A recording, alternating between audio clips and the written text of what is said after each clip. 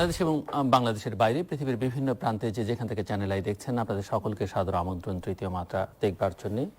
প্রিয় দর্শক, বাংলাদেশ আগামী মার্চে 50-এ পা দেবে। 50 বছর পূরণ হবে বাংলাদেশের স্বাধীনতার।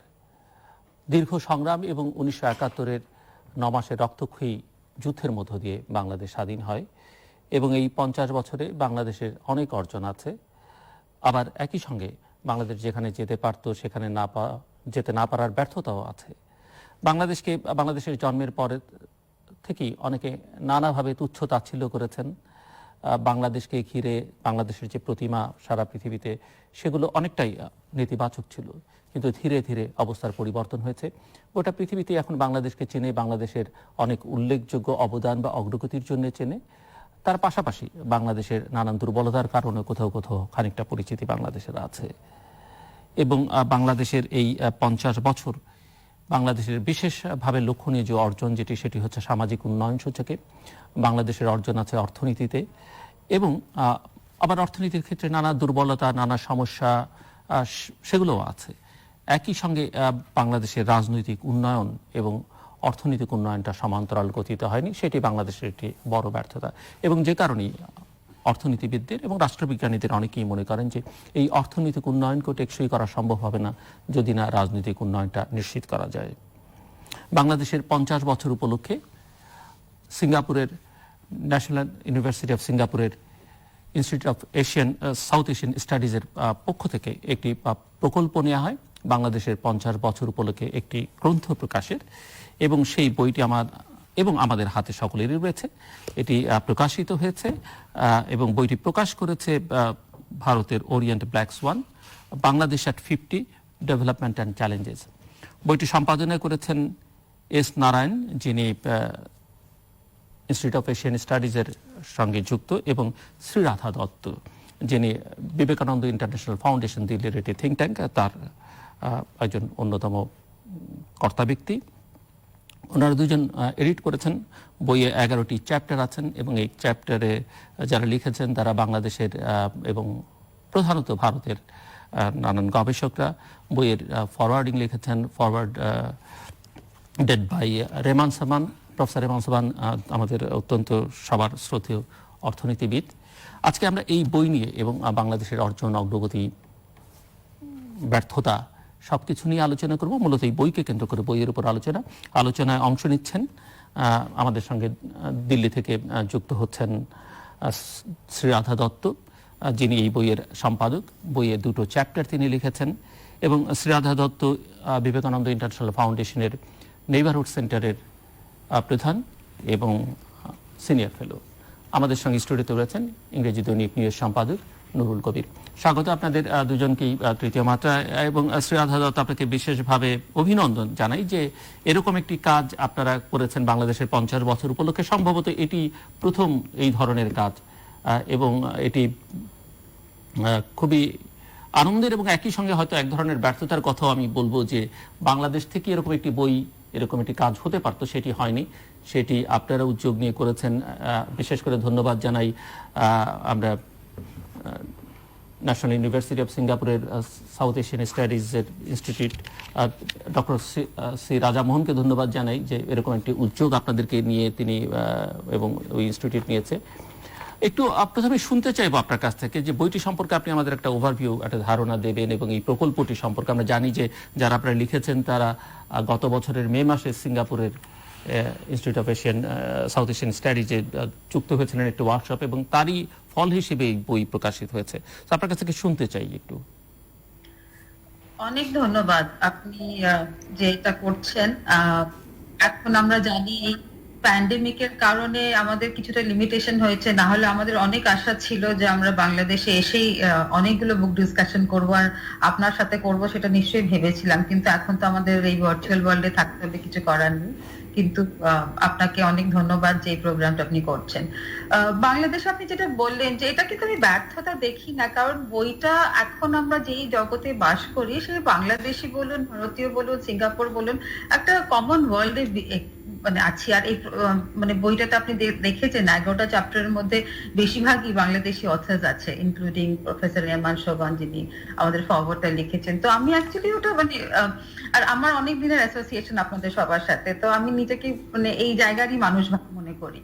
তো আমি এটাকে আমি ভালো দিকটাই ভাবে দেখবো। আপনি ব্যর্থতা বলে শুরু করলেন, সেটা আমি মানতে চাই না। আমি দেখতে চাই যে, বলতে চাই যে আমাদের বাংলাদেশকে নিয়ে আমাদের চারিদিকে নেবারহুডে বলুন, সব সিঙ্গাপুরে বলুন, এতটা উত্তেজনা, এতটা এক্সাইটমেন্ট, আমরা খুব আশাবাদী। তো সেই কারণেই বইটা আমরা আপনি যেটা ঠিক বলেছেন যে আমরা ওয়ার্কশপ দিয়ে একটা শুরু করেছিলাম, এটা প্রফেসর রাজামোহনের ইনিশিয়েটিভ। ওনারই একদিন আমার সাথে এমনি আলাপ হচ্ছিল দিল্লিতে, উনি হঠাৎ করে বললেন যে এটা কেন আমাদের সিঙ্গাপুররা খুব ক্লোজলি ফলো করে ওদের institute of south Asian studies, মানে সবকটা সাউথ এশিয়ান নেবারকে ফলো করে। তার মধ্যে বাংলাদেশ, আপনারা যে অথর গুলো দেখেছেন ওরা ওখানে যারা ইনস্টিটিউটেই আছেন তারাও খুব ক্লোজলি এটাকে ফলো করে। তো সেই কারণে ওনার হঠাৎ মনে হলো যে তুমি এরকম কেন একটা ইনিশিয়েটিভ নিচ্ছ না।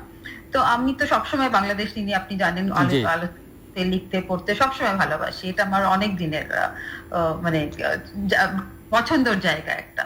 তো সেইভাবেই কথাটা উল্লেখ করলেন উনি, আর আমি বললাম যে ঠিক আছে। তারপর উনি বললেন তুমি তো সবাইকে চেনো, তুমি দেখে নাও। মানে উনি একটা খুব অসম্ভব খোলা হাত দিয়েছিলেন আমাকে যে তুমি কিভাবে করতে চাইবে করো না। ইনফ্যাক্ট আমি ডক্টর নারায়ণের সঙ্গে সেই সূত্রেই আলাপ, আমি ওনাকে আগে চিনতাম না। হি ওয়াজ ইনফ্যাক্ট আমাদের ফাইন্যান্স সেক্রেটারি, আর উনি he was also the economic adviser to then PM Vajpayee.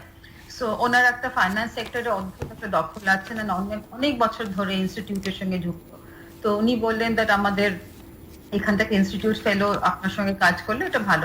একদমই খুব ভালো। তো ওনার সঙ্গে এটা মানে যখন শুরু করেছিলাম খুব হালকা করে একটা কথা হয়েছিল, কিন্তু এটা এত সুন্দর করে মানে হয়েছে। তারপর আমি যেটা বললাম যে আমি আমার যারা বন্ধু মানুষ সবাই যারা এই পার্টিকুলার সাবজেক্ট নিয়ে লেখাপড়া, আপনি যেটা দেখেছেন যে 11টা চ্যাপ্টারের মধ্যে, তো সেইভাবেই কিন্তু শুরু। আমরা একটা মোটামুটি একটা মানে একটা আইডেন্টিফাই করলাম যে কি কি সাবজেক্ট মানে আমরা 50 ইয়ার্সটাকে দেখতে চাইছি। আর আমি খুবই মানে আমি ভীষণ পজিটিভ যেইভাবে জিনিসটা এগিয়েছে। মানে দেখুন ওই সেই প্রথম যেটা হেনরি কিসিঞ্জারের বাস্কেট কেস, সেটি আপনার লেখার প্রথম পৃষ্ঠায় আছে। হ্যাঁ, তো সেইটা থেকে আজকে আমরা দেখছি সাউথ এশিয়াতে এটা একটা স্ট্যান্ড আউট করছে।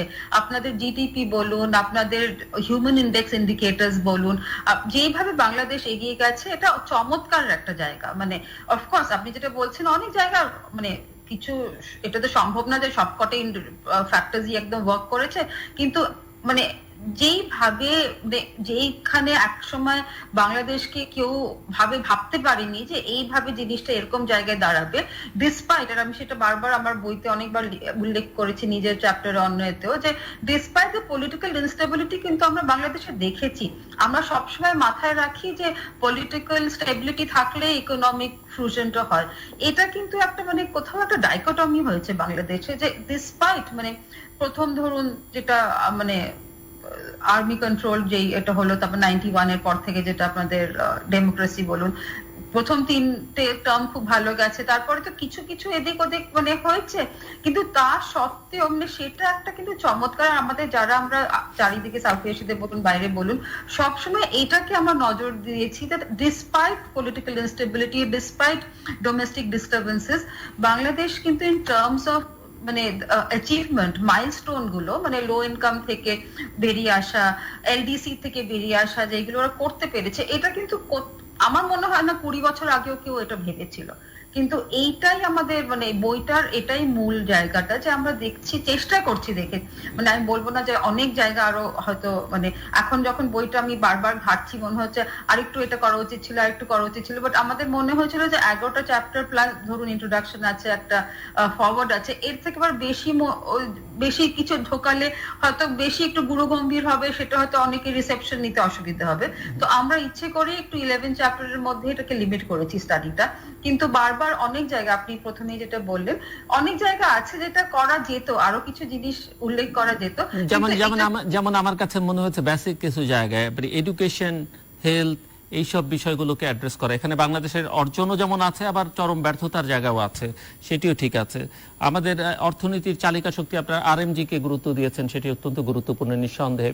আমাদের ম্যান পাওয়ার সেক্টর, এটা খুবই একটা গুরুত্বপূর্ণ বাংলাদেশের অর্থনীতি, এই জায়গাগুলো অনুপস্থিত। আরেকটা প্রশ্ন আমি করতে চাই যে লেখকদের যে তালিকা আমি দেখছি মূলত বাংলাদেশি এবং ভারতীয় লেখকরা, তাদের একটা বড় অংশই Singapore national university Asian institute of Asian south Asian স্টাডিজে কাজ করছেন, কিন্তু দেশের ভেতর থেকে দেখার একটা সুবিধাও আছে, এক ধরনের অসুবিধাও আছে, কারণ নির্মোহ থাকা অনেক সময় সম্ভব হয় না, বাইরে থেকে দেখার একটা সুবিধা আছে। সো আমি একটু বুঝতে চাইছি যে এর বাইরে, মানে বাংলাদেশ ভারতের বাইরে অন্য দেশের মানে অন্যান্য পৃথিবীর অন্যান্য অংশের থেকে দু একজন লেখককে সম্পৃক্ত কেন করলেন না, বা করলে কি ভালো হতো কিনা, নাকি ব্যাপারটা এরকম যে খুব একটা বাংলাদেশ সম্পর্কে উৎসাহ বা আগ্রহের জায়গা একটু সীমিত, অনেক উৎসাহ নিতে চান না, কারণ আমরা জানি যে লেখালেখি লোকজন পাওয়া খুব মুশকিল। না না, আমার মনে হয় অনেক লোকই পেতাম যারা মানে এটা নিয়ে কাজ করছে বা এটা নিয়ে উৎসাহিত হতো, কিন্তু আমরা চেষ্টা করছিলাম দেখতে, মানে সিঙ্গাপুরের মধ্যে ইউনিভার্সিটি সেটাই একটা চেষ্টা ছিল যে বাংলাদেশ নিজে কিভাবে দেখছে এটাকে, মানে আপনি যে দেখবেন চ্যাপ্টার গুলো বেশিরভাগটাই বাংলাদেশে দিয়ে করেছে, ন্যাচারালি এটা আইসিএস এর একটা প্রোডাক্ট, সো আইসিএস এর ফেলোজ এর মধ্যে তারা সবাই এটা নিয়ে কাজ করছে, মানে এমন না যে নতুন তারা এই সাবজেক্টটা নিয়ে আপনাদের দেশে যাওয়া আসা চলে তাদের, তো তারাও তো একটা ওরকম ভাবে দেখেছিলাম যে আইসিএস ফেলোজ কোইন্সিডেন্টলি তারা সবাই ইন্ডিয়ান হয়ে গেছে, মানে অন্য কোনো সাউথ এশিয়ান যদি তখন আইডেন্টিফাই করতে পারতাম সেটা হয়তো আলাদা হতো, কিন্তু যারা সাউথ এশিয়া বলছি না, আমি বলছি এশিয়ার বাইরেও হতে পারে। হ্যাঁ না, ইনফ্যাক্ট আপনি যেটা কথাটা বলছেন আমি জানি না, আমি আগে একটু তাড়াতাড়ি কথাটা বলে দিলাম, প্রফেসর রাজামোহনের ভীষণ ইচ্ছে যে আমি এর পরের কাজটা সেরকম করে করি, যে আমি আবার বাংলাদেশ নিয়ে যে কাজটা উনি চাইছেন যে আমি করি, কারণ এটা যদিও প্যান্ডেমিক সিচুয়েশনে আমাদের বইটা ডিস্ট্রিবিউশনে অসুবিধা হয়েছে, ইনফ্যাক্ট আপনি জানেন বাংলাদেশে ছড়াতে আমাদের পাঠাতে অনেক অসুবিধা হয়েছে বইটা, কিন্তু আমাদের মনে হয়েছে যে বাকি ইনফ্যাক্ট আবার যে লাস্ট চ্যাপ্টারটা আপনি দেখবেন যে ফরেন পলিসি নিয়ে আমি যেটা লিখেছি, যে বাংলাদেশ এখন যেই একটা মানে চমৎকার জায়গায় দাঁড়িয়ে আছে, যখন ওরা তাদের জিওগ্রাফিক্যাল লোকেশনটা এত সুন্দর ইউটিলাইজ করতে পারছে, মানে চীন বলুন, ভারতবর্ষ বলুন, ইউএসএ বলুন, সবার সাথে এত সম্পর্ক ভালো রেখে এগোতে পারছে, সেইটার একটা জায়গা আছে। আমি আশা করছি তার পরের কাজটা আমি এগোতে পারবো, আর তখন কিন্তু আপনি যে কথাটা বলেন একদম সেরকম ভাবেই এগোবো, যে বাইরের সবাইকে নিয়ে লেখাটা আমি যাতে এর মধ্যে রাখতে পারি। ধন্যবাদ, এবং আপনার জন্য শুভেচ্ছা থাকলো, আপনি সেই কাজটি করবেন আমরা আশা করি, এবং আমার মনে হয় যে এরপরে আপনি আরো বিস্তারিত বলার সুযোগ পাবেন মিস্টার নুরুল কবির বলবার পরে। আমি একটু ফ্লোরটা ওনাকে দিতে চাইছি, বইটি উনি পড়েছেন আমি যতদূর জানি, এবং সে কারণেই ওনাকে আজকে আলোচনায় নিয়ে আসা। মিস্টার নুরুল কবির। ধন্যবাদ আপনাকে। প্রথমে ধন্যবাদ জানাই সিঙ্গাপুর ন্যাশনাল ইউনিভার্সিটিকে এবং যারা সম্পাদনা করেছেন এবং লেখক, তারা প্রত্যেকেই দক্ষিণ এশিয়ায় অত্যন্ত খ্যাতিমান গবেষক আছেন। আমি দুদিক থেকে এই বইটা পড়বার চেষ্টা করেছি। একটা হচ্ছে যে আমার দেশকে আমাদের এইখানকার বুদ্ধিজীবীরা যেভাবে দেখেন তার একটা মোটামুটি ধারণা আমার আছে, আর যারা বাইরে আছেন দক্ষিণ এশিয়ার, বিশেষত ভারতের সঙ্গে আমাদের নানা ধরনের সম্পর্ক ঐতিহাসিকতার মধ্যে নিহিত রয়েছে, তারা 50 বছর পরে কিভাবে দেখছেন। এখানে সেখানে তাদের সঙ্গে আমাদের যখন দেখা হয় তখন এগুলো আলোচনা হয়, কিন্তু আপনার একেবারে বিধিবদ্ধভাবে লেখা একটা রিসার্চকে যেভাবে দেখা, এবং 50 বছরটা একটা বেঞ্চমার্ক বলা হয়ে থাকে সাধারণত, যে একটা দেশ নতুন দেশের 50 বছরের আগে এমনকি ইতিহাস লেখাই শুরু করা যায় না। তো সেই রকমটা আমরা আশা করছি বাংলাদেশও 50 বছর উপলক্ষে শুরু, এটা আসলে 49 বছরের শেষ অধ্যায় আছে। খবর পাচ্ছি যে এখানে ওখানে কিছু কিছু গবেষণা হচ্ছে এই দেশেও। তো এই দুইটা জায়গা থেকে দেখতে গিয়ে বইটা খুব সুখপাঠ্য এইভাবে যে আপনারা ইতিমধ্যে কিছু আলোচনা করেছেন, এর মধ্যে বেশ বইটার অধিকাংশই খুব সহানুভূতিশীল গবেষণা। সেটা গবেষণা হিসেবে তার মান ক্ষুণ্ণ করে কিনা তারা গবেষকরা বলতে পারবেন, কিন্তু এই বাংলাদেশের ব্যাপারে যে যথেষ্ট সহানুভূতিশীল কতগুলো প্রবন্ধ, রিসার্চ প্রবন্ধ, এ ব্যাপারে আমার কোনো সন্দেহ নাই। এবং বিশেষত ইন্ট্রোডাকশন পড়লে, ফরওয়ার্ড পড়লে, আর আমি পার্টিকুলারলি ওনার লেখা, ওনাকে আমি আগে থেকে চিনি, তো ওনার দুটো লেখা খুবই গুরুত্বপূর্ণ। আমি নিজে হচ্ছে এখানে আমার দেশে পলিটিক্যাল অ্যানালিস্ট হিসেবে পরিচিত, ফলে আমার আগ্রহের জায়গাও বেশি সেখানে। সেই দুটো জায়গায় উনি লিখেছেন, পররাষ্ট্র নীতি সংক্রান্ত একটা ব্যাপার, আর হচ্ছে যে সোশ্যাল এবং পলিটিক্যাল যে ফেব্রিক, এই দুইটা ব্যাপার। তাছাড়া অন্যান্য যেগুলো আছে, ধরুন গার্মেন্ট সেক্টর সংক্রান্ত ব্যাপার আছে, আমাদের এক্সপোর্ট নিয়ে আছে, এক্সপোর্ট নিয়ে কথা আছে, নারীদের অবস্থান নিয়ে কথা লেখা আছে, Bangladesh India relation, Bangladesh Indian relation নিয়ে কথা আছে। তারপরে বিশেষত এই যে দুটো বড় মাইলস্টোন যেটাকে বলে যে আমরা উন্নয়নশীল দেশে এবং একই সঙ্গে নিম্ন মধ্য আয়ের দেশে হয়েছে, সেখানে মুস্তাফিজুর রহমান সাহেবের লেখা আছে। তো এই লেখাগুলি নিয়ে আমরা এনজিও সেক্টর নিয়ে লেখা আছে। তো অত্যন্ত গুরুত্বপূর্ণ কতগুলি এলাকা স্পর্শ করা হয়েছে। এখন এটা হচ্ছে যে একজন পাঠক হিসেবে, বাংলাদেশের নাগরিক হিসেবে, এইটা আমি বলেছি সুখপাঠ্য, অনেক আনন্দের খবর একসাথে আছে যে আমাদের অবশ্যই তো অনেক অগ্রগতি, যে একটা সশস্ত্র স্বাধীনতা যুদ্ধের মধ্য দিয়ে যে ধ্বংসযজ্ঞের উপর এই বাংলাদেশকে গড়তে হয়েছে এদেশের মানুষের, এদেশের নেতা নেত্রীদের, সেটা ধ্বংসযজ্ঞের কথা মনে থাকলে এই উন্নয়নটাকে এই পর্যন্ত যেটুকু এসছে সেটাকে নিশ্চয়ই যখন গ্রন্থবদ্ধ এক জায়গায় দেখা যায় সেটা এক ধরনের আনন্দের সঞ্চার করে। সে আনন্দ এই বইটা পড়ে আমি পেয়েছি। এক, দুই দিক থেকে আমার এটা বিভিন্ন প্রবন্ধের মেথডোলজি নিয়ে আমার একটা প্রশ্ন আছে, হয়তো সম্পাদক হিসেবে এবং দুটো প্রবন্ধের লেখক হিসেবে, এবং ইন্ট্রোডাকশনও উনি শেয়ার করেছেন, সেই হিসেবে আমি উপস্থাপনা করতে পারি।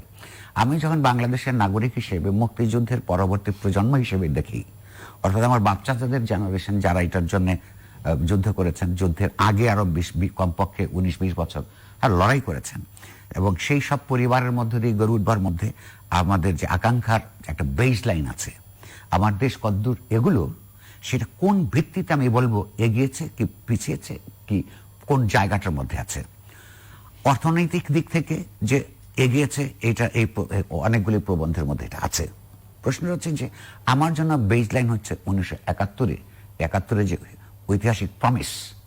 কারণ হচ্ছে যে এই যুদ্ধটা তো একদিনে হয়ে যায়নি, এখানে অনেক দিন সংগ্রামের মধ্য দিয়ে এই সংগ্রামের যে মানুষের ভেতরকার যে আকাঙ্ক্ষা গড়ে উঠেছিল, এবং যেই মুজিবনগর সরকারের আপনার নেতৃত্বে, রাজনৈতিক সভাপতিত্বে এটা হলো, তো মানুষকে যুদ্ধের মধ্যে আনতে, সশস্ত্র সংগ্রামে উদ্বুদ্ধ করতে তাদেরকে কিন্তু কতগুলো প্রমিসেসের কথা বলতে হয়েছিল, যেটা আমাদের স্বাধীনতার ডিক্লারেশনের মধ্যে আছে, প্রক্লেমেশন অফ ইন্ডিপেন্ডেন্সের মধ্যে আছে। তো সেটার আমি ওইটাকে মনে করি একটা বেস লাইন। যেমন এখানে রাষ্ট্রটা কেমন হবে বলা হয়েছিল, একটা পিপলস রিপাবলিক হবে। তো পিপলস রিপাবলিক বলতে একটা সত্যিকার অর্থে জনপ্রতিনিধিত্বমূলক রাজনৈতিক ব্যবস্থার মধ্যে সরকারের পরিচালনায় এবং কেন্দ্র থেকে পরিধি পর্যন্ত যেখানে মানুষের আশা আকাঙ্ক্ষার ভিত্তিতে দেশটা পরিচালিত হবে, এইটা একটা বেস লাইন। আমার এখন রাজনৈতিকভাবে আমরা সেই জায়গায় কোথায় আছি, আমি ওইখান থেকে আলোচনাটা বা বিচারটা করবার চেষ্টা করব, কারণ এটা আমার স্টেক, এটা এই দেশ আমার, আমি নাগরিক হিসেবে ইতিহাসের প্রতি যে দায়বদ্ধতা, যে মুক্তিযুদ্ধ, সেইটা থেকে আমি কোন জায়গায় এলাম। আর কি ছিল, ধরুন এটা সামাজিক অর্থনৈতিকভাবে যে 3টা প্রমিসেস কথা ছিল, এই যে গণতান্ত্রিক রিপাবলিক যেটা হবে তার মধ্যে কি থাকবে, সাম্য থাকবে। তো সাম্যের কথায় রাজনৈতিক, সাংস্কৃতিক, ধর্মীয় সাম্যের কথা যেমন অপরিহার্য, তেমনি এর একটা মৌলিক ভিত্তি হচ্ছে অর্থনৈতিক সাম্য। কারণ অর্থনৈতিক সাম্য দিকে না এগোতে পারলে অন্যগুলি পিছিয়ে যায়। আর একটা কথা ছিল যে, দ্বিতীয় কথা ছিল আমাদের এখানে জাস্টিস থাকবে, সোশ্যাল জাস্টিস। সোশ্যাল জাস্টিসের সঙ্গে ন্যায় বিচারের সঙ্গে বৈষম্য একেবারেই বিপ্রতিধর্মী বক্তব্য বা প্রপঞ্চ, সেইটার দিক থেকে আমরা কদ্দূর এগুলাম। আর তৃতীয়টা ছিল যে মানুষ হিসেবে যে ডিগনিটি, হিউম্যান ডিগনিটি, যে অত্যন্ত গুরুত্বপূর্ণ। অন্যান্য প্রাণী থেকে মানুষকে যে আলাদা তার যে অস্তিত্ব, সেটার ভেতরকার যে অন্তর্গত গুণাবলীর সুকুমার ব্যক্তির বিকাশ, এইগুলি বাধাগ্রস্ত যখন হয়, সেগুলো আর আপনার তার মানবিক মর্যাদা ক্ষুণ্ণ হয়।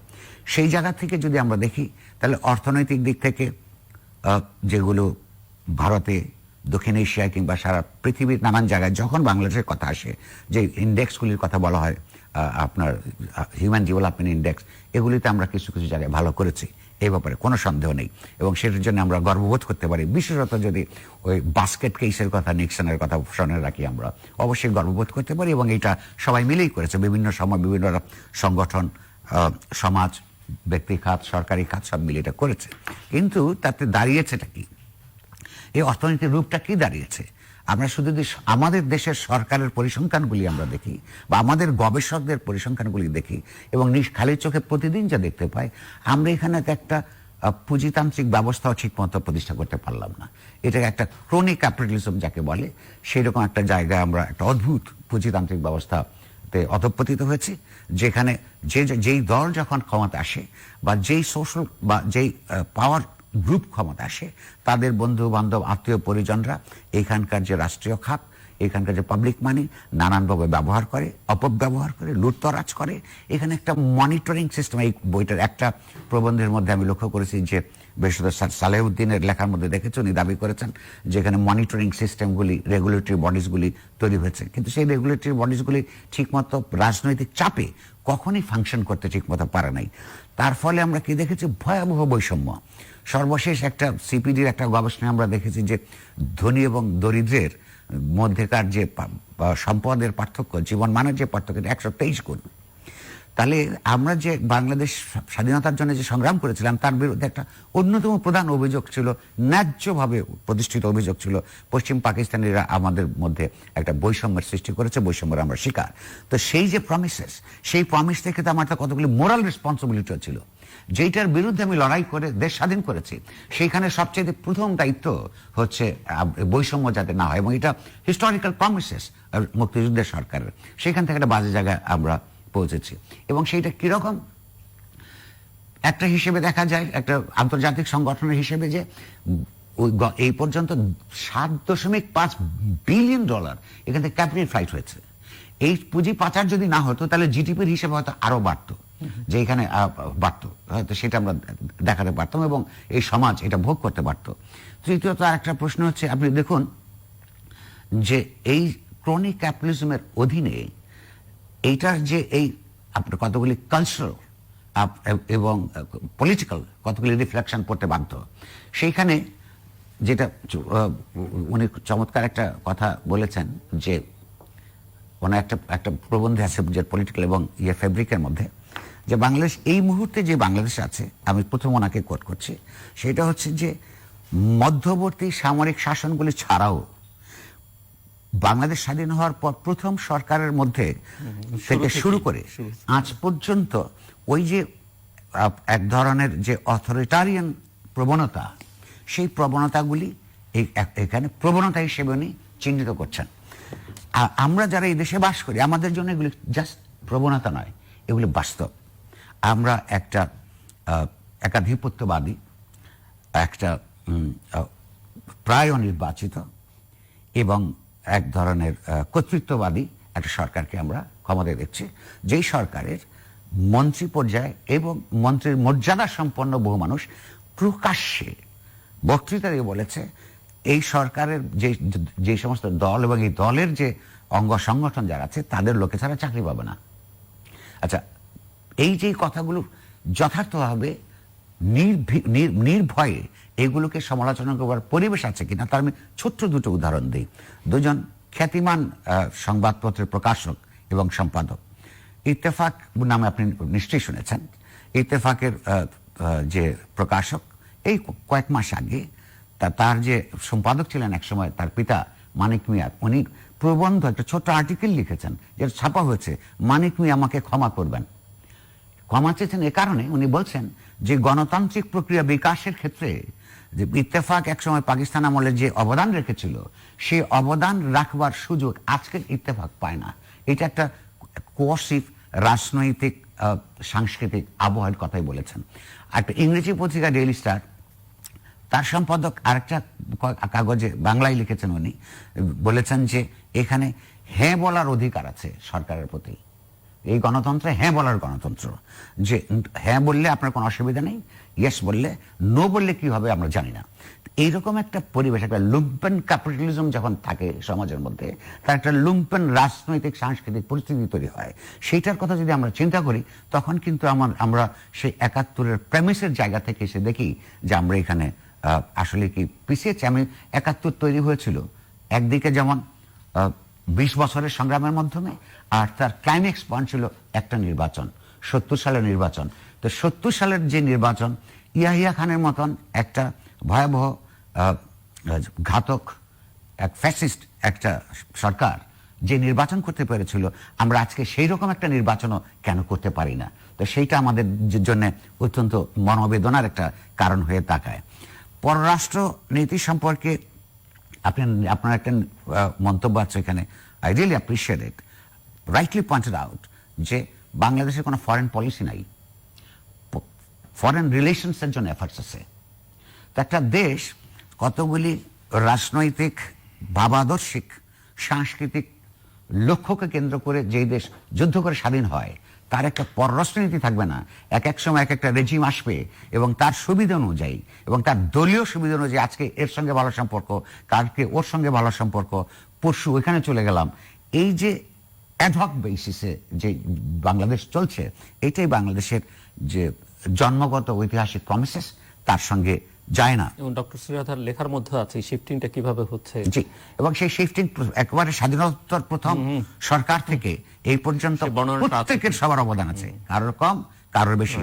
এই সবটা অবদানই নেতিবাচক অবদান, নাহলে বাংলাদেশ আরো বেশি মর্যাদাপূর্ণ একটা তার যে আদর্শগত অবস্থান থেকে স্টিক করতে পারত।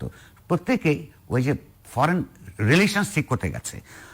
সরকারকে টিকিয়ে রাখবার জন্য তার কিছু কিছু ইডিওলজি এবং কখনো কখনো বা ইডিওলজি শূন্যতা, এইগুলিকে সাস্টেইন করবার জন্য এগুলো করেছে। সবচেয়ে বড় কথা, এই দেশের শাসক শ্রেণী সবচাইতে অন্যায় যাদের সঙ্গে করেছে, আপনি এইখানে অনেকগুলি প্রবন্ধের মধ্যে আছে, বাংলাদেশের ইকোনমির 3টা সবচেয়ে বড় ড্রাইভিং ফোর্স কি? এক হচ্ছে আমাদের গার্মেন্ট সেক্টর। গার্মেন্ট সেক্টর কারা? এই গার্মেন্ট সেক্টরের 70% আপনার শ্রমিক হচ্ছে নারী, গরিব জনসাধারণ, মাইগ্রেন্ট ওয়ার্কার্স, যারা ভিটা বাড়ি বেচে বিদেশে গিয়ে এখান থেকে পাঠায়। এখানে একটা অত্যন্ত গুরুত্বপূর্ণ ব্যাপার আছে, মধ্যবিত্ত, উচ্চ মধ্যবিত্ত এবং বিত্তবান যারা দেশ, যে কোনো এই থার্ড ওয়ার্ল্ডের বা দক্ষিণ এশিয়ার যে কোনো কান্ট্রি থেকেই যায়, আমি হয়তো গড়ে বলছি, আপনার দেশেরটা আপনি হয়তো আর ভালো করে বলতে পারবেন, আমার দেশ অন্তত আমি দেখি তারা গিয়ে টাকা পাঠায় না, তারা বরং ওইখানে একটা উন্নত দেশে গিয়ে প্রতিষ্ঠিত হয়ে শেষ পর্যন্ত বাপদাদার আমলের যে বাড়িঘর সম্পত্তি ছিল একটা পর্যায়ে সেটাও বিক্রি করে নিয়ে চলে যায়। তাহলে যেই মাইগ্রেন্ট ওয়ার্কার্সদের পয়সা বাংলাদেশের ইকোনমির একটা অন্যতম ড্রাইভিং ফোর্স, সেটা কিন্তু এই গরিব মানুষ। 3 নম্বর ড্রাইভিং ফোর্স হচ্ছে আমাদের কৃষি। এখনো পর্যন্ত গত অর্থ বছরও 14% মতো আপনার বাজেটে বা আমাদের জাতীয় উৎপাদনে তার অবদান।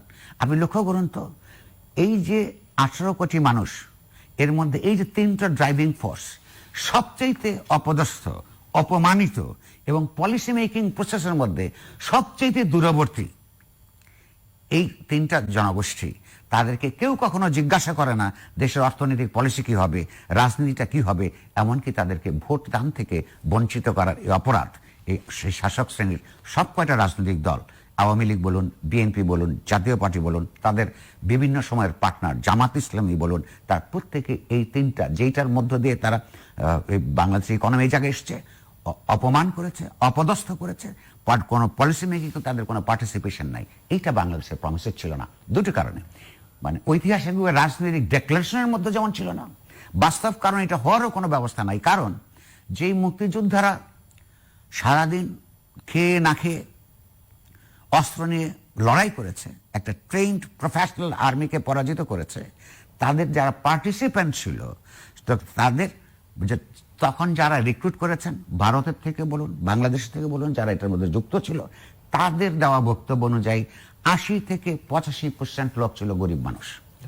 তাহলে যে 80% গরিব মানুষ এই দেশ রক্ত দিয়ে যুদ্ধ করেছে, তাদের মধ্য দিয়ে যে প্রতিষ্ঠিত হচ্ছে যেই দেশ, আপনি আজকে যে উন্নয়নের কথা বলছেন বা আমাদের সরকারগুলো বলছে, সেটা যদি তার দরজা পর্যন্ত না পৌঁছায়, সে যদি মর্যাদাপূর্ণ মানুষ হিসেবে, নাগরিক হিসেবে অহংকার করতে না পারে, আর $1800 বছরে আমাদের এক একজনের পার ক্যাপিটা ইনকাম, আবার সেখানে যদি 2.1% রিচরা যদি সেই টোটাল উন্নয়নের 90% ভোগ করে, তাহলে 50 বছর পরে এসে আজকে যদি আমরা মূল্যায়ন করতে যাই, একদিকে যেমন আমাদের ইতিবাচক অর্জনের কথা বলতে হবে, এবং এইটা যে নৈতিক পরাজয় এবং এই 50 বছরের জায়গায় এসে এই মূল্যায়ন সংক্রান্ত নানান ধরনের গবেষণা উপস্থাপনা করা আমাদের একটা মানবিক, রাজনৈতিক, নৈতিক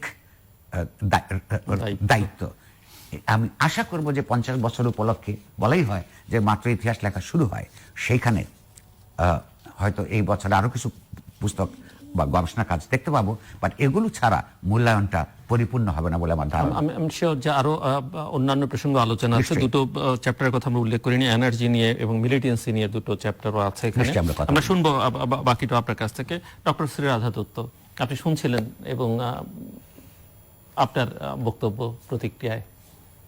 আমি কবির ভাইকে অনেকদিন ধরে চিনি, ওনার লেখা, ওনার কথা সবসময় খুব গ্রহণ করি, মানে আমি সম্মান দিই অসম্ভব। উনি সত্যি কথাটাকে সত্যি করে বলতে পারেন, যেটা অনেকের পক্ষে সম্ভব হয় না, সেটা আমরা জানি। সেটা ভারতবর্ষে বলুন, বাংলাদেশে বলুন, আমাদের সাউথ এশিয়ান পলিটিক্স, এটা আমরা দেখেছি। কিন্তু কবির ভাইকে এটা আমি অসম্ভব রেসপেক্ট করি এই জায়গাটায়। উনি কখনো নড়েননি। আমি যতদিন ধরে ওনাকে 20 বছরের উপর বোধহয় ওনাকে আমি চিনি, আমি ওনার কথা দেখা হয় না আমাদের অনেকদিন, ঠিক আমি ওনার কাজটা ফলো করি।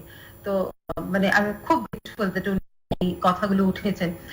আমি একটু করে হালকা করে বলি, আপনি যে কথাগুলো বলবেন সবকটা আমি মানি, সবকটাতেই একটা অসম্ভব রাজ্যকর একটা জায়গা আছে, যেটা নিয়ে এটা আমাদের ভাবনা চিন্তার একটা জায়গা। আমি জানি আপনার মতো অনেকের নিয়ে কথা বলছে। এই বইটাতে আমরা যেটা করেছি, ইনফ্যাক্ট আমার চ্যাপ্টার গুলোই আপনি দেখবেন দুটোই একটু ক্রিটিক্যাল আভাস রেখেছি, কারণ আমি বিশ্বাস করি যে এই জায়গা থেকে আমরা ভালোভাবে এগোতে পারে। মানে বাংলাদেশ বলুন, আমি যেভাবে দেখি এখানে বাইরে থেকে দেখি, যেটা আমি আমার ধারণা ডক্টর শ্রীরাধা, যে আভাস ব্যাপারটাতে মিস্টার নুরুল কবিরের হয়তো খানিকটা আপত্তির জায়গা আছে 50 বছর পরে। আমি বলেছি যে এবং দ্বিতীয়ত উনি যেটি বলেছেন যে লেখাগুলোর মধ্যে এক ধরনের সহানুভূতি আছে, ঠিক গবেষণার সঙ্গে সহানুভূতি কতটা যায় সেটা নিয়ে একটা ওনার হয়তো অবজারভেশন বা প্রশ্ন আছে, আপনি বলবেন। হ্যাঁ, উনি প্রথমে বললেন যে মেথোডোলজি নিয়ে কথাটা তুললেন, কিন্তু আপনি দেখেছেন যে যারা লিখেছেন এটা, মানে বেশিরভাগই আপনি সবাইকেই চেনেন, ইনফ্যাক্ট আমি জানি যারা সবাই খুব এস্টাবলিশড অথর। আমার খুব একটা মনে হয়নি এডিটর হিসাবে বা মানে আমি বলবো না যে এটা আমার লিমিটেশন সেইভাবে, বা আমি রেস্ট্রেন করেছি নিজেকে, কিন্তু আমি সত্যি খোলা হাত দিয়েছি সবাইকে যে তোমরা যেভাবে লিখতে মানে চাইছো বা যেইভাবে ওরা তুলে ধরতে চাইছে।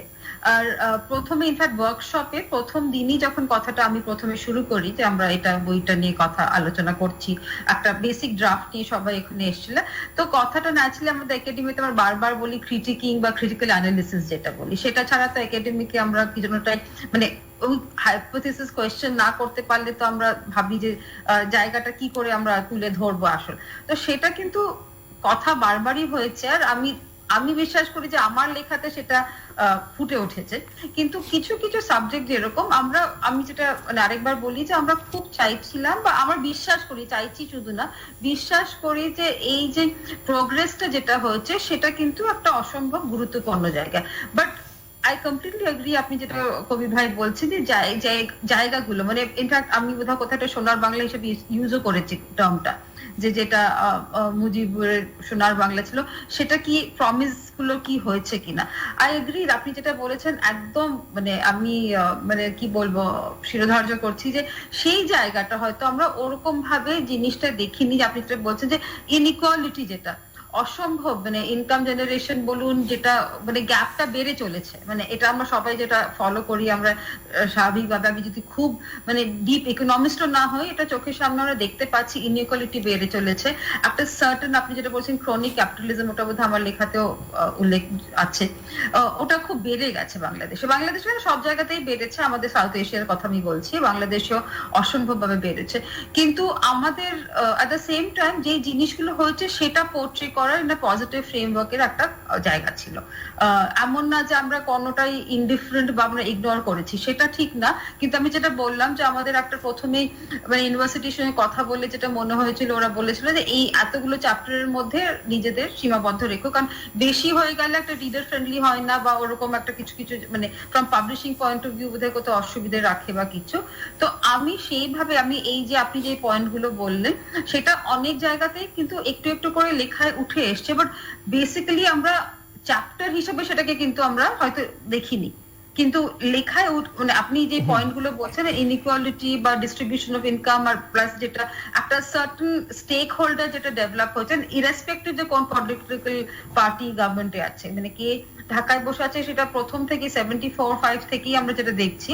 তো অসম্ভব একটা কনসেন্ট্রেটেড হয়ে গেছে একটা পার্টিকুলার হ্যান্ডে। ইনফ্যাক্ট যেই কারণে অফকোর্স এটাও আমরা আর্গিউ করেছি যে গভর্নমেন্ট যখন এইসব জায়গা থেকে সরে এসেছিল বলে, যেখানে বাইরে ধরুন মাল্টিল্যাটারাল এজেন্সি গুলো ঢুকতে পেরেছিল, এনজিও কি খোলা হাত দিয়েছিল, যেই কারণে আবার এতটা ইমপ্রুভমেন্টও হয়েছে। মানে এই ধরুন এডুকেশন সেক্টর বলুন, বা inequality in terms of gender sensitivity বলুন, বা প্রাইমারি স্কুলের কথা বলুন। But at the same time in fact প্যান্ডেমিকের এতে আমিও কয়েকবার বেশ এটা নিয়ে লিখেছি যে পাবলিক হেলথটা আমরা কিছুতেই, মানে আমাদের ভারতবর্ষে বলুন, বাংলাদেশে বলুন, মানে এখানে সাউথ এশিয়াতে দেখবো ভুটান বাদ দিয়ে পাবলিক হেলথ নিয়ে কারোর চিন্তাই হয়নি। মানে জিডিপি অ্যালোকেশনটা দেখুন না। আর তারপরে তো আমরা জানি জিডিপি অ্যালোকেশন থাকলেও সেটা কিভাবে নষ্ট হয়ে যায়, মানে কতটা অ্যাকচুয়াল মানে ট্রান্সলেট করেন রিয়ালিটি, আর কতটা অন্য জায়গায় ছড়িয়ে যায় যেটা আমরা ধরতে পারি না। So I certainly agri that অনেকগুলো গ্যাপ এরিয়া আছে, কিন্তু আমি যেটা বললাম যে আমাদের ইচ্ছেটা তাই ছিল যে আমাদের দেখতে যে সুন্দর এই ট্রান্সফরমেশন যেটা হচ্ছে, পজিটিভ স্টোরি যেটা হচ্ছে, সেটা একটা ন্যারেটিভ রাখার। বাট এমন না যে আমাদের, মানে আমার নিজস্ব ধারণা, আপনি যদি ওই চ্যাপ্টারটা দেখেন যে যেটাতে ফাইন্যান্সিয়াল সেক্টর নিয়ে সালেউদ্দিন বলেছেন, উনি বলেছেন যে হ্যাঁ এই জিনিসগুলো তৈরি হয়েছে, আর আপনি যেটা বললেন যে সেটা ফাইনালি কতটা ডিস্ট্রিবিউট করেছে বা কতটা অ্যাকচুয়ালি মানে ফ্রুক্টিফাই হয়েছে, সেটা নিয়ে একটা মানে সবসময় একটা ডাউট থেকে গেছে। বাট আমি আমার চ্যাপ্টারে বারবার আমি লিখেছি যে কোনো ইনস্টিটিউশন গুলো প্রপারলি বিল্ড হয়নি। আপনি জাস্টিস সিস্টেমের কথা বললেন, যেটা নর্মাল ডেমোক্রেটিক নর্মস এর মধ্যে আমরা পড়ি, কোনোটাই হয়নি। মানে অথরিটেরিয়ান তো বাদই দিচ্ছি, মানে আরো যে এগুলো একটা সুস্থ এতে জায়গায় তৈরি হয়, সব জায়গাটা খুব সংকীর্ণ হয়ে এসছে, সেটা আমরা জানি। ইনফ্যাক্ট প্রফেসর রেহমান সোবহান কিন্তু খুব খোলাখুলি ভাবে নিজে লিখেছেন, মানে ওনার লেখাটা চমৎকার, আপনি নিশ্চয়ই পড়েছেন। আর মোটামুটি এই আপনি যে কথাগুলো বলছেন সবকটাই উনি তুলে ধরেছেন, কিন্তু আই এগ্রি কমপ্লিটলি। আর আমি আশা করছি পরের কাজে এটা হয়তো চেষ্টা করব ওটা আরো ভাবে দেখতে, যে এই গ্যাপের জায়গাগুলো, গ্যাপ নিশ্চয়ই অসম্ভব গ্যাপ আছে আমাদের। মানে আমি যেখানে বসে আছি সেখানের কথা বলি, আমাদের সাউথ এশিয়ার ফ্যাব্রিকে বলি, গ্যাপ গুলো নিয়ে যদি আমরা না এগোই তাহলে কিন্তু আমরা কোনোটাই ঠিক করতে পারবো না। সবসময় একটা পজিটিভ ফ্রেমে রেখে জিনিসটা হবে না, কারণ এই গ্যাপ গুলোকে আমাদের অ্যাড্রেস করতে হবে। And as an academic I believe, আপনি যেটা বলছেন যে আমাদের রেসপন্সিবিলিটি, এটা মানবিক রেসপন্সিবিলিটি হয় যে এইটাকে আমরা অ্যাড্রেস করি। এন্ড আমি আশা করছি দ্যাট মানে হয়তো এইখানে আপনার মন মতো জিনিসটা হয়নি, আমি আই এগ্রি টু দ্যাট, কিন্তু অ্যাট দ্য সেম টাইম আমি বলছি যে আমার লিমিটেশন ছিল একটা বইতে কত কিছু অ্যাড করতে পারি, মানে এইগুলো রাখলে আমার অনেক কিছু, মানে ইনফ্যাক্ট আমি এটাও আমি ওপেনলি বলে আমার ক্লাইমেট নিয়ে খুব কাজ একটা রাখার ইচ্ছে ছিল, কারণ আমি জানি ওটা কতটা ক্রিটিক্যাল একটা সাবজেক্ট বাংলাদেশের পক্ষে, বাট আমার পক্ষে তখন সম্ভব হয়নি ওটা ঢোকানো। বাট মিস্টার কবির বলছেন যে উনি কিন্তু আপনাকে অভিযুক্ত করছেন না। আমি প্রথমে মনে করি এটা একটা অত্যন্ত গুরুত্বপূর্ণ বই, সিম্প্যাথি, এটা ইংরেজি ভাষায় লেখা এবং সিম্প্যাথেটিক অ্যানালিসিস আছে, সে আমাদের দেশের জন্য এটা ভালোই হবে, কারণ আমাদের দেশের বাইরেও লোকে এটা পড়বে। কিন্তু আমি বলছিলাম আমাদের বাংলাদেশের নাগরিক হিসেবে আজকে 50 বছর জায়গায় দাঁড়িয়ে আমাদের দিক থেকে এগুলো দেখতে না পারলে আমরা ক্ষতিগ্রস্ত হব। 100 বছরের সময়, আজকের 50 বছরে বহু মুক্তিযোদ্ধা মারা গেছেন, হয়তো 100 বছর যখন হবে তখন আমরা অনেকেই বেঁচে থাকবো না।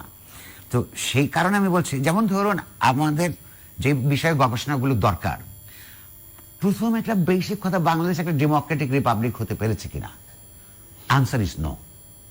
এইটা পরিষ্কারভাবে এটা আমাদের শাসক শ্রেণীর, আওয়ামী লীগ কিংবা বিএনপি, একটা পার্টির লোকের, একটা পার্টির তাত্ত্বিকরাও যারা পার্টিজান ইন্টালেকচুয়ালস, তারা এটা স্বীকার করবে না, ধানায় ফানায় এদিকে ওদিকে এরকম করে বলবে। বাট এগুলো তো কতগুলি পরিষ্কার ব্যাপার আছে। ধরুন এই বাংলাদেশি জাতীয়তাবাদ আর বাঙালি জাতীয়তাবাদ নিয়ে যে পার্টিজান লড়াইটা হচ্ছে, যেটার মধ্যে কোনো ইন্টালেকচুয়ালিজমের জায়গা খুব কম,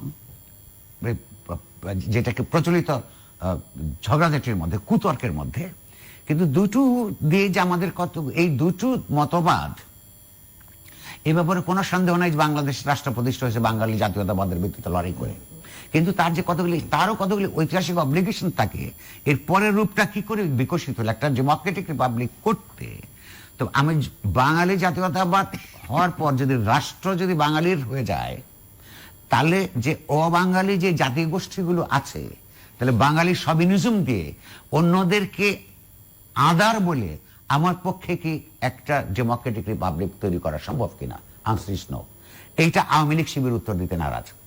বিএনপি শিবির আলারা বলল, আমি আওয়ামী লীগ বিএনপির কথা বলছি কারণ ভার্চুয়ালি তারাই এই দেশটাকে দীর্ঘতম সময় ক্ষমতায় ছিলেন এবং নানান ন্যারেটিভসগুলি তারা নির্মাণ করেছেন, তাদের বুদ্ধিজীবীরা নির্মাণ করেছে, প্রডিউস এবং রিপ্রডিউস করে মানুষের মনের মধ্যে কতগুলো ট্যাবুর মতন তৈরি করে ফেলেছে। তো বাংলাদেশি জাতীয়তাবাদের মধ্যে গোল করার সময় আমাদেরকে বলা হলো এই দেশবাসীকে যে বাঙালি জাতীয়তাবাদ সংকীর্ণ, কারণ অবাঙালি নানান জাতি গোষ্ঠী, ক্ষুদ্র জাতীয় গোষ্ঠী তার বাদ পড়ে যায়। শুনতে তো আমাদের ভালোই লেগেছিল। আমরা তখন হাফ প্যান্ট পরি, সেটা একটা অন্য আলোচনা। তো এই কথাটা শুনতে ভালোই লাগে। ইভেনচুয়ালি এটা কি গিয়ে দাঁড়ালো? এটা একটা মুসলিম জাতীয়তাবাদে গিয়ে পর্যবসিত হলো, আর এইখানে এক্সক্লুডেড হয়ে গেল মানে অমুসলিম জাতীয় গোষ্ঠী, জনগোষ্ঠী, আর ওইখানে এক্সক্লুডেড হয়ে গেল আপনার অবাঙালি জনগোষ্ঠী।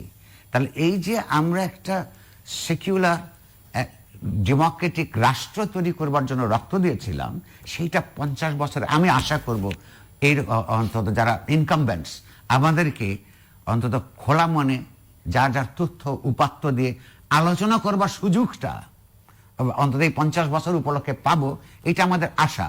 কদ্দূর পাবো আমি জানি না, ওই আমাদের মানিক মিয়ার কাছে আমাদেরও ক্ষমা চাইতে হবে কিনা, কিংবা বলার ডেমোক্রেসির মধ্যে পড়ে থাকবো কিনা আমরা জানি না।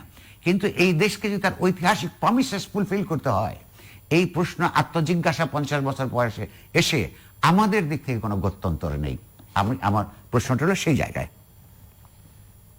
ডক্টর শ্রীরাধা, আমি জানি না কবির ভাই আপনি পড়েছেন কিনা, আমার প্রথম যেটা বাংলাদেশের উপর বই ফ্রেজাইল ডেমোক্রেসি, ওটা অনেকে ইনফ্যাক্ট ওই টার্মটা আমি ইনফ্যাক্ট এইখানেও বলেছি যে তখন লেখা হয়েছিল, কিন্তু আজকেও 2020-তে বসে এই টার্মটাকে আমার মানে ইউজ করতে আমি বাধ্য হচ্ছি যে ওই ফ্রেজিলিটিটা বাংলাদেশে কিন্তু কমেনি। ইনফ্যাক্ট আপনি যে ন্যাশনালিজমের কথা বলেন বাঙালি থেকে বাংলাদেশি, আর কিন্তু সেটাতে মানে উল্টো জিনিসটা সংকীর্ণ হয়ে গেছে। কোথায় আইডিয়াটা ছিল বা টপ ডাউন যেটা আমার বলা হয়েছিল, মানুষের কাছে পৌঁছে দেওয়া হয়েছিল যে না এটা তো অল ইনক্লুসিভ হবে, এটা অল ইনক্লুসিভ না হয়ে উল্টো রিগ্রেসিভ ন্যাশনালিজমে দেখেছি। এটা মানে अगेन এটা একটা ফিচার যেটা সব জায়গাতে আমরা দেখতে পাচ্ছি।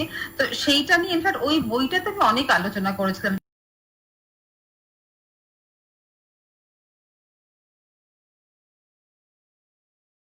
যখন আমরা আমার একটা জিজ্ঞাসা আছে যে আপনার ওই বই ফ্রেজাইল ডেমোক্রেসি কিংবা আপনি এর আগে বাংলাদেশের নির্বাচন সংক্রান্ত বিষয়ে যেসব লেখালেখি করেছেন বা বাংলাদেশকে কেন্দ্র করে, সেখান থেকে আপনার ধারণায় কোনো পরিবর্তন হচ্ছে কিনা? মানে আমি বলছি যে আপনার বিশ্বাসে বা ইয়েতে কোনো পরিবর্তন হচ্ছে কিনা?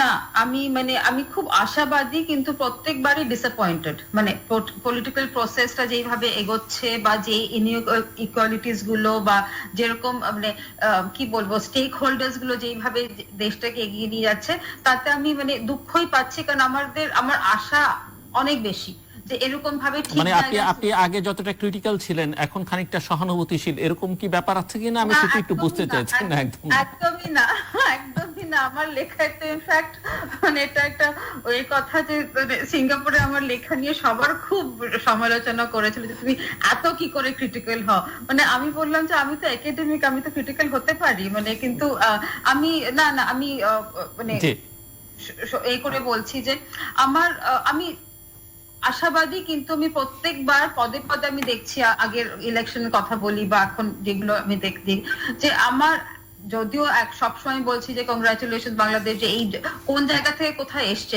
কিন্তু আরো কত জায়গা সুন্দর করা যেত যেগুলো খুব মানে অন্ধকারের ছায়া পড়ে আছে। সেই জায়গাগুলো যখন দেখি আর আমি মানে আমার চোখে পড়ে, এমন আজ আমার চোখে পড়ে না। আর আমার অন্য কিছু লেখা আপনি দেখবেন এই কথাগুলো উঠে আসে। বাট এই বইটাতে আমরা সত্যি চেষ্টা করেছিলাম একটা পজিটিভ ফ্রেমওয়ার্ক রাখতে। তার মানে না যে আমরা কিন্তু জিনিসগুলোকে উল্লেখ করিনি বা আমরা গ্রাহ্য করিনি, কিন্তু মানে সব কাজের একটা লিমিটেশন থাকে। তো সেই হিসাবে হয়তো আপনি কবির ভাই যে কথাগুলো বলেছেন শিরোধার্য করছি, আশা করছি অন্য কোনো লেখায় আমি শিওর আমি অনেক আরো লিখবো, আপনাদের সাপোর্ট আছে আমার সাথে, আমি চেষ্টা করবো এই জায়গাগুলো। বাট এইগুলো আমার কিন্তু আমার নজরে থাকে, আমার নজরে আসে। আর এইগুলো নিয়ে একটা কি বলবো, মানে একটা ক্রেস্ট ফলেন একটা ব্যাপার থাকে সবসময়। এটা যতই আমি তো সাউথ এশিয়া নিয়ে বেশি কাজ করি, সব জায়গাতে যখন দেখছি, মানে আমি নেইবারহুড নিয়ে আমি ভিআইপিও কাজ করি, আগেও করতাম, কোথাও যেন মানে ভীষণ একটা মানে আশার রেখাটা চলে যাচ্ছে। মানে যত আমি ভাবছি যে উল্টো মানুষের তো প্রোগ্রেসিভ হচ্ছে, ডেভেলপমেন্ট হচ্ছে, মানুষের উদারতা বাড়বে, কিন্তু আমি দেখছি সংকীর্ণতা বেড়েছে। আবার আমার আগেন আমি মানে একটু ডাইগ্রেস করে বলি, যেটা আমার ইউএস ইলেকশনস যেটা হলো, দেখুন আমার ধারণা কোথাও এই সংকীর্ণতা এসেছিল। এই যে এখন একটা অন্য একটা টার্ম এসছে আরেক প্রেসিডেন্সি, আমার মনে হয় যে people are rejecting that regressive politics বলুন বা যেটা বলুন, সেটা সাউথ এশিয়াতে আমি আশাবাদী যে কোন সময় লোকরা সেটাও ওটাকে মানে ফেলে দেবে। ওই ধারার একটা সূচনা হলো মনে করছেন আপনি? আমি ভীষণ আশাবাদী। আমি জানি না, আমাকে সবাই বলে যে তুমি মানে কি করে একটা অন্য ডিসকাশন হয়েছিল গতকাল, সেটাতে আমি এটা বলেছিলাম যে ওটার ছায়া আমি আশা করছি যে ওটার যে একটা ওপেননেস এর জায়গাটা তৈরি করে দিয়েছে, সেটা আমাদের উপরে ইনফ্লুয়েন্সটা পজিটিভ ইনফ্লুয়েন্স পড়বে। বাট আমি সে আশা রাখছি, কিন্তু এমন না যে আমি অন্ধকারের জায়গাগুলো চোখে নজর করছি না, আমি করছি বারবার, আর সেটা নিয়ে দুঃখ পাচ্ছি, কষ্ট পাচ্ছি। সত্য নাকি কমল কুমার মজুমদার অত্যন্ত শ্রদ্ধেয় লেখক, ম্যাচিউর লেখক, এইখানে যারা বাংলাদেশে যারা গদ্য চর্চা করেন তাদের কাছে, কিন্তু তার এই কথাটা ছিল। সেই থেকে এখনো পর্যন্ত এই আমার দেশের প্রধানমন্ত্রী, আমি তাকে ভোট দিয়েছি কি দিই নাই, উনি আমাকে ভোট দিতে সুযোগ দিয়েছেন কি দেন নাই, সেটা একটা ভিন্ন আলোচনা। উনি যখন কলকাতায় অনুষ্ঠানে তাকে আপনার চিফ মিনিস্টার বলা হবে, তখন কিন্তু এখানে লাগবে। এই সাবনিজমগুলি দূর করার ক্ষেত্রে আপনার আমার কিছু সহযোগিতা করবার আছে, অর্থাৎ ইন্টালেকচুয়াল লেভেলে এই জিনিসগুলি আরো সিরিয়াসলি আলাপ করবার দরকার আছে। এই যে একটা বর্ডার কিলিং একটা কি পরিমাণ ক্ষতিগ্রস্ত করে দুইটা রিলেশন, এইটা আমি জানি না দিল্লি এবং কলকাতার পলিসি মেকাররা কতটা সচেতন। এটা না হওয়ার কোনো কারণ নাই। পাকিস্তানের সঙ্গে বাংলাদেশ সঙ্গে ইন্ডিয়ার যে সম্পর্ক, বাংলাদেশের সঙ্গে ভারতের সম্পর্ক তার চেয়ে কেন খারাপ হবে? আমি একমাত্র এটা মনে করি ভারত এবং বাংলাদেশের বুদ্ধিজীবিতা, প্রধান সমস্যা বুদ্ধিজীবিতার, তারা এইগুলোকে ইতিহাসকে যেভাবে ইন্টারপ্রেট করা দরকার ছিল ভালো মন্দ সহ, এবং এর মধ্যে আমরা কি করে এগোতে পারি, এই কাজটা হয় না। সেখানে আমার মনে হয় যে রেশনাল চিন্তা করে, যার যার দেশকে ভালোবাসে, দক্ষিণ এশিয়ার ঐক্যটা নানান গ্লোবাল ইস্যুতে দরকার। এই অঞ্চলের বিকাশের জন্য রাজনৈতিক, সাংস্কৃতিক আর অর্থনৈতিক, এটা যারা বোঝে তাদের মধ্যেকার লেখাজোখা তার প্রতিফলন থাকা উচিত, এবং আরো এক্সচেঞ্জ অফ ভিউজ বোধহয় দরকার। শ্রীলতা দত্ত, আমি একটু বায়োল্যাটারালটা নিয়ে কথা বলি। আপনি যেটা বলেছেন আমি খুব মানি, মানে আমি দিল্লিতে অনেকের সাথেই কথা বলি যাদের একটা অন্য পার্সপেক্টিভ, আর সিমিলারলি বাংলাদেশে যারা, আমি আপনারা বোধহয় আমার লেখা দেখে পড়েছেন আমি কোন দিকে সেটাতে যাই। কিন্তু এটা ঘটনা দ্যাট এটা কোনো গিফট না, এটা কোনো স্ট্র্যাটেজিক ইন্টারেস্ট না থাকলে এটা কেউ করে না, এগিয়ে আসে না। কিন্তু তাই বলে না যে ইন্ডিয়ার কন্ট্রিবিউশনটা আমরা একদম ভুলে যাবো। একদম ভুলে যাওয়া উচিত না। আমি বলছি কোনো মূর্খ ছাড়া এটা অস্বীকার করবে না। হ্যাঁ ঠিকই তো, কিন্তু এটা নিশ্চয়ই গিফট ব্যাপার না, ওই কথাটা একদমই আপনি যেটা বলছেন আমি সেটা মানি। কিন্তু আমার যেটা আমি দেখেছি, আমি ইনফ্যাক্ট একটা মুক্তিযোদ্ধা নিয়ে একটা কাজও চলছে, সেটা আশা করছি আরো এক বছর হয়তো শেষ হবে, যে এই যে